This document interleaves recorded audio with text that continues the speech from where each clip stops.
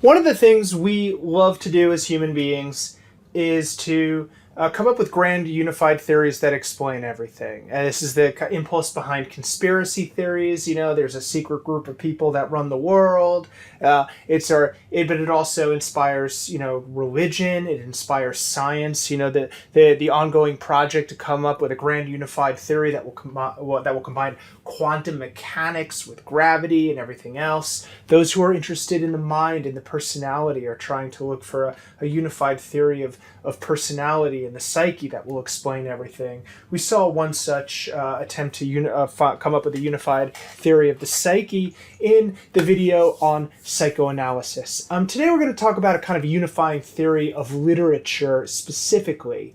We're going to focus on the one that was developed by the great Canadian literary critic Northrop Frye, but we're going to stop along the way and look at some other efforts briefly at looking at the archetypes, or the kind of high-level supreme patterns that get expressed in all different ways and different forms at different places in history by different people. But the overall impulse behind archetypal criticism is to look for the fundamental patterns of literature that are kind of underneath the surface forms that we find everywhere.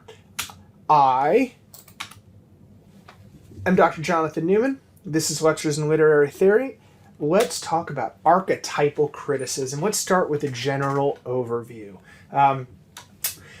Archetypal criticism offers a map of all literature in the way that this illustration here of Yggdrasil, the world serpent, offers a map of the old ancient Norse, ancient Germanic model of the world, where the world tree or Yggdrasil is positioned as supporting the entire world, but there are serpents of death eating the snakes here, and there's a rainbow bridge that leads to the afterlife, and so on and so forth. And there's the world serpent wrapped around the earth, and this is a mythological conception of totality. In literary criticism, the term archetype denotes narrative designs, patterns of action, character types, themes, and images that recur in a wide variety of works and literature, as well as myths, dreams, and even social rituals. This is the definition that's given us by our friends Abram and Harpham in the Glossary of Literary Terms. I recommend this. A mythical universe expresses fundamental primal experiences such as the interpenetrations of nature and culture, the cycle of seasons, life, death, reproduction, rebirth in a symbolic language. And this is where the idea of the archetype is something more than the idea of the trope as it has come to be commonly used by people. Now, there's a way that people commonly use trope in like fan fiction and fan communities and just an online discourse as a kind of narrative or character pattern that is reused a lot, as illustrated by that wonderful time sink of a website, TV tropes, right? So there's like, friends to lovers, or sorry, enemies to friends, or enemies to lovers. What I'm talking about. These narrative kind of cliche is kind of a negative term for it, right? A trope is sort of neutral, and so you can use a trope well, or it can use it badly. But it's a reusable pattern, and it's one that people recognize as such as structuring how we experience and tell, and what we expect from stories. Now, the hard-boiled detective is a trope that is very specific to a time and a place and a culture. The archetype would be the questing hero, which is the kind of deep grammar, the form underneath the hard-boiled detective, right? The hard-boiled detective is just one instance of a more general or universal pattern.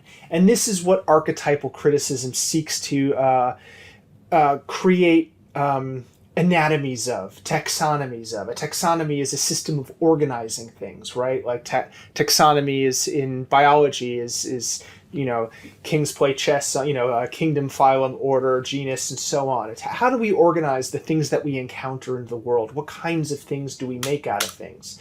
And there are also archetypal themes. such as the journey underground, the heavenly ascent, the search for the Father, the paradise-Hades dichotomy, the Promethean rebel or hero, the scapegoat, the earth goddess, and the fatal woman, also from Abrams and Harpham. These are all archetypal themes. These are things that go beyond tropes to be like the tropes of tropes, as it were. Major thinkers and critics who have developed archetypal theory include, I think one of the first big ones was a guy named James Frazer, writing at the end of the 19th century, who found all these connections between Celtic folklore and Iranian folklore and African stuff that involved like death and regeneration, the dying god myth. He connected it to Arthurian mythos too. Obviously, one of the big boys in this whole way of thinking is Freud's own acolyte, Carl Jung. So for Freud, beneath consciousness, there's the unconscious, right? But for Jung, you take that to another level, and between the individual unconscious, our psyche is being informed by a collective unconscious, and that collective unconscious is full of these patterns like the trickster and the sage and all these other things, right? So Jung was pretty influential in this way of thinking. A woman named Maud Bodkin wrote a book in 1934 who took Jung's ideas and applied them to English literature called Archetypal Patterns in Poetry, and is really one of the first sort of specifically literarily focused archetypal theorists. Another idiosyncratic, that means he's coming from things from his own perspective, is a poet and writer named Robert Graves. Really interesting guy. I really recommend his memoir on World War I called Goodbye to All That. Wonderful book. But he was also an interesting poet. And I think he wrote I, Claudius as well. But he wrote this big, weird book called The White Goddess, in which he argues that all poetry writing is basically a transformed version of a prehistoric practice of worshiping a goddess, that this goddess worship was suppressed by its early replacement by Indo-European and Semitic masculine sky deities, but that it has survived in this disguised form as poetry, and especially love poetry. It's a weird theory, but it kind of explains everything. But you have to be careful about something that, again, going back to conspiracy theories, you got to be careful about something that explains everything. Because if it explains everything, then maybe your theory is too open-ended. I don't know. More familiar to many of you will be the work of Joseph Campbell, who wrote A Hero with a Thousand Faces in 1949, in which he outlines the whole cycle of the hero's journey and spawned a million eighth grade essays. And also a guy named George Lucas read this and got really, really excited about Hero with a Thousand Faces and decided to rip off a Japanese movie called The Hidden Fortress and combine it with Joseph Campbell, and boom, we have a Disney franchise. Another, I think, really interesting archetypal theorist in a certain way is a guy named René Girard, who talks about the archetypal pattern or theme as being the way that people are in rivalry for the same object of desire, and in order to overcome the crisis that causes, they designate a scapegoat, and there's a whole thing to it. I actually might do a whole video on Girard because it's really complicated and it's too complicated to explain right now, but it's really interesting and fascinating. Wonderful reader of Shakespeare, a Christian critic as well, and so is Northrop Frye. Both of these guys are Christians in different ways, but Northrop Frye is the guy that we're going to be talking about today. Northrop Frye is a guy who I feel a personal connection to because he was born in Sherbrooke, Quebec, where I taught for 3 years, and he taught for many years at the University of Toronto, where I did my PhD. So one of the things that Frye is about is explaining genres and how we put together genres. Now, genre, as you can see from this chart here, which this is just actually a small section of a much larger chart of fictional genres, and you can see here general mystery, environmental thriller, supernatural thriller, historical thriller, medical thriller, psychological thriller, legal thriller, espionage, political thriller, techno thriller, military thriller, and that's all the kinds of thrillers, or some of the kinds of thrillers. And then there's How many kinds of fantasy are there? Urban fantasy, high fantasy, historical fantasy, weird fiction, comic fantasy, so on and so forth. So when we're categorizing things, there's two tendencies. Well, I'm going to come back to that. Genre is from a French word meaning kind, as in, what kind of thing is this? Quel genre? And how do we use genres as readers? Well, a genre, I remember in reader response theory video, we talked about the transaction between author and reader. And part of that transaction, part of that contract is the expectation that a reader brings to a text based on a genre. So if you pick up a paranormal what is labeled in your Amazon Kindle account as a paranormal romance, but it turns out to be a Western romance, you might be disappointed, right? As critics, we can use genres to have expectations about what we might find in a text and whether it does it well or not. As authors, we might use genres to give us ideas for how to tell the story and what we should put in it. And we can approach genres as in so many ways of categorizing things in the world, as lumpers and as splitters, right? So you can have supernatural thriller, and then you can say, well, is it a teen supernatural thriller, a romantic supernatural thriller, or is it a Christian supernatural? Is that a thing? I don't know. So you can divide these genres down endlessly, which is can be useful for marketing, but is it useful for understanding? Northrop Frye was more, in a lot of ways, a lumper than a splitter, and archetypal criticism tends towards the lumping.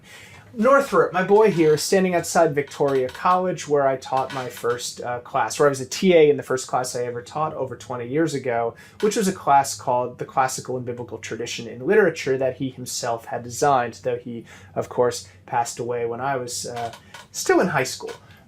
So Northrop Frye wrote that in 1957, The Anatomy of Criticism, his masterwork, which explores archetypal and mythic patterns in literature. Another great work of his is The Great Code, The Bible in Literature, which examines the Bible's impact on Western literature.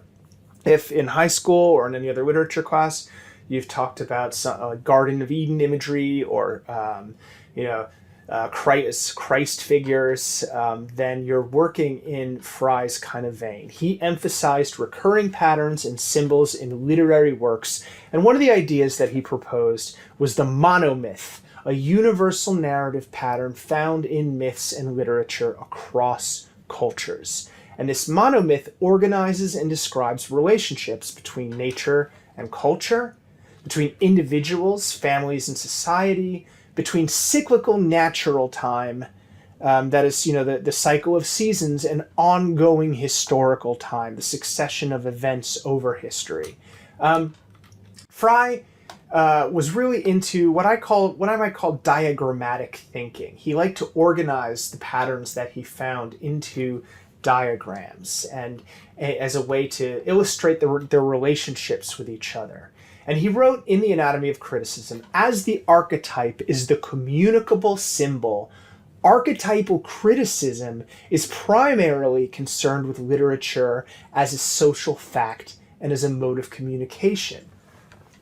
By the study of conventions and genres, it attempts to fit poems into the body of poetry as a whole. So it looks at literature not as specific instances, but as a whole, and tries to imagine every work of literature in relationship to every other work of literature. Some of the basic principles of his archetypal criticism is that genuine criticism is not about personal taste.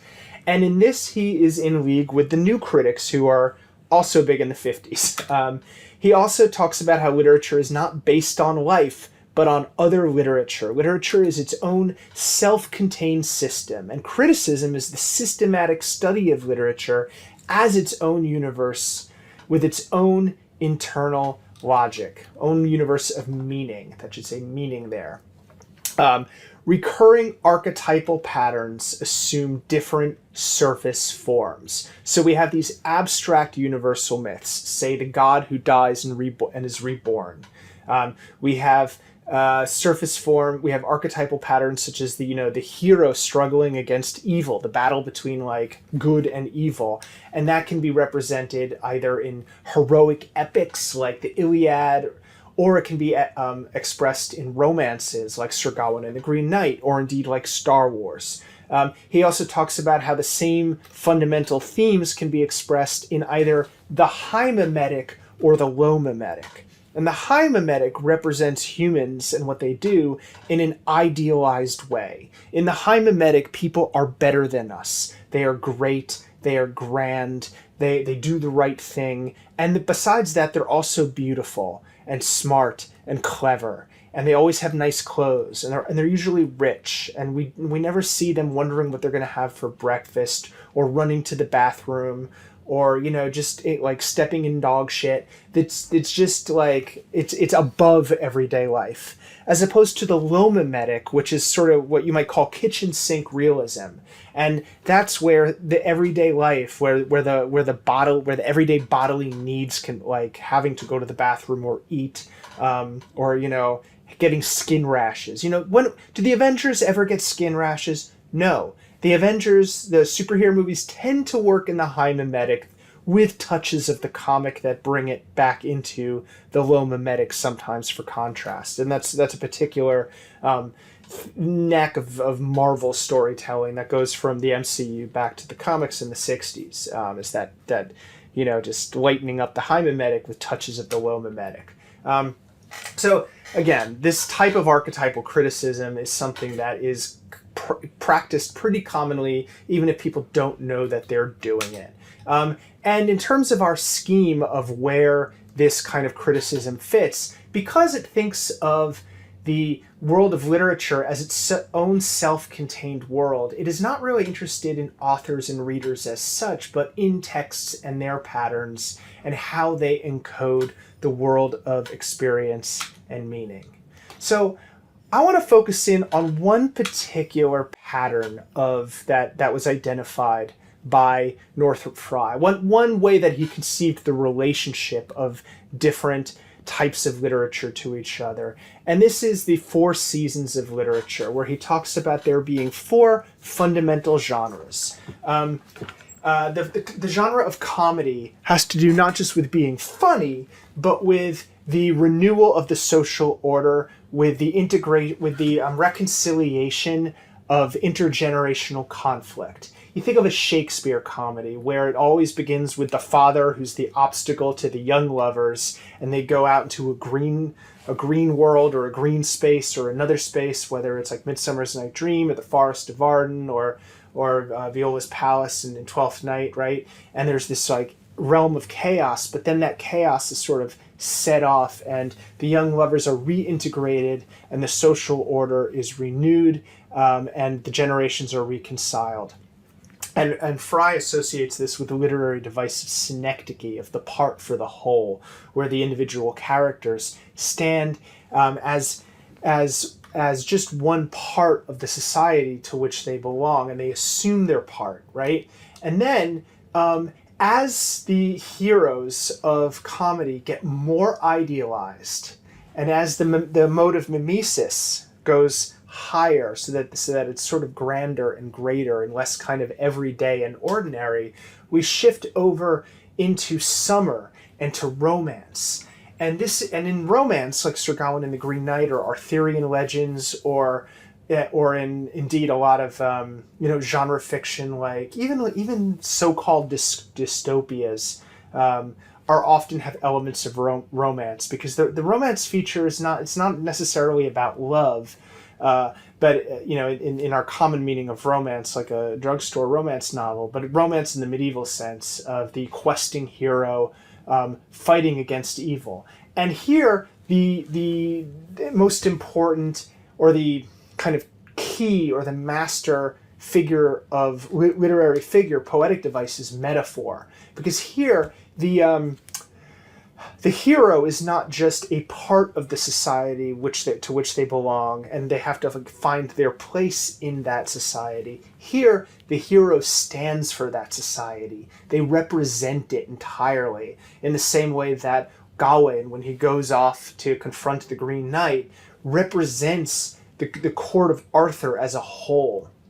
Now, as the stakes get higher, as the forces of evil that the hero of romance has to conquer gets stronger and stronger and darker and maybe more demonic, as the hero himself becomes in a way too much, excessive, when she or he comes to embody the contradictions of the culture that they represent, then we slide on over into autumn. And the romance hero becomes the tragic hero who does not triumph over evil, but is destroyed by it. And here we have the master trope is metonymy, where the hero stands in relationship to the larger society, in a relationship of association or touching. But in a sense, he cannot represent it and he cannot belong to it, because the tragic hero is ultimately destroyed and cast out, so that that form of life, the world that is represented by within the tragedy, can be renewed.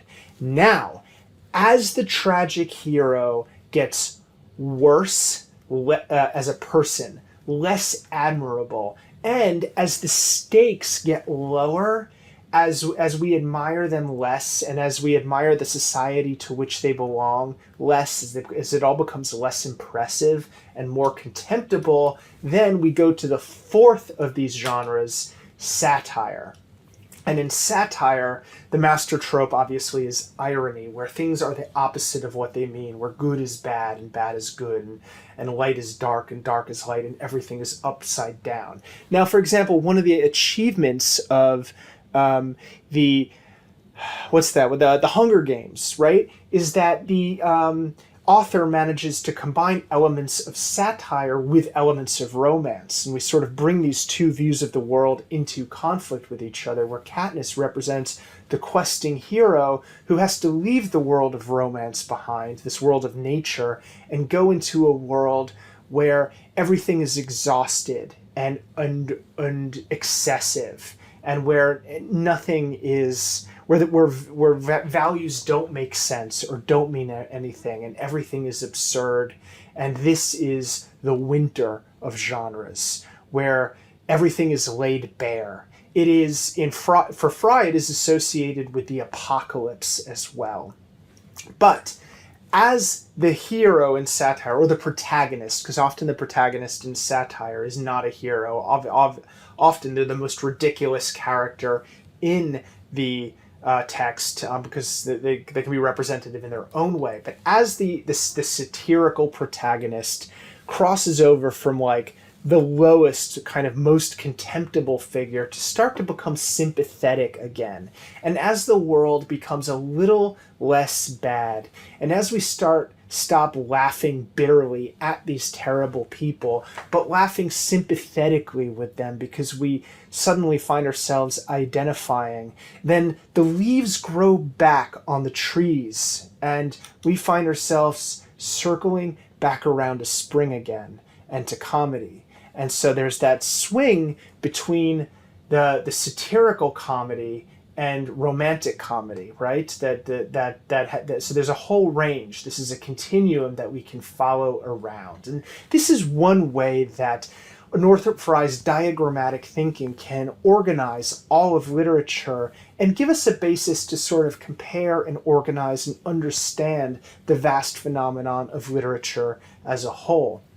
Now, there are political implications to this as well, which were explored by my man Hayden White here, who used these ways of storytelling, and he actually took this kind of grid, this map, and put it onto histories written of the French Revolution in the 19th century to talk about how there is a political affiliation to each of these, right? So he identified summer and romance with anarchism because it's utopian, right? And then tragedy he identified with Marxism and radicalism because there's a kind of fatalism and a determinism and a sense that the contradictions within the society are going to sort of like ruin it, and so it will have to be sort of rebuilt, with the scapegoat of like the bourgeoisie or the capitalist class or whatever being cast out. And then the ironic satirical sensibility that sees things as other than they are, he identified with liberalism, and then he identified conservatism with comedy, with its emphasis on the reproduction of the social order and the transmission of property.